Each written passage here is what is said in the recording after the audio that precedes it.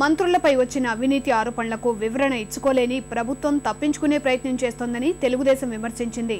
Supreme నోటీసులతో ప్రభుత్వ పునాదులు కదులుతున్నాయన్న భయం వారిలో నెలకొందని తెదేపా నేత పయ్యవుల కేశవ్ హైదరాబాద్లో దుయ్యబట్టారు. సభను నడిపించేందుకు బాధ్యత వహించని ప్రభుత్వం అవినీతికి కొమ్ము కాస్తోందని ఆయన విమర్శించారు.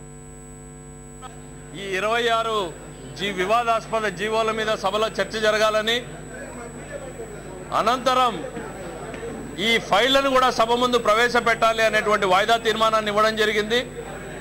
దాని మీద ప్రభుత్వం చర్చకు సిద్ధం కాకపోగా సభలో తప్పించుకునేటువంటి ప్రయత్నం చేస్తోంది. ఇతర సమస్యలు ఉన్నాయనేటువంటిది సభని ఇవాళ నుంచి చివరి రోజు వరకు రోజు 10 గంటల పాటు, రోజు 12 గంటల పాటు సభను నడిపినా కూడా మేము కూర్చోవడానికి ప్రధాన ప్రతిపక్షంగా సిద్ధంగా ఉన్నాం.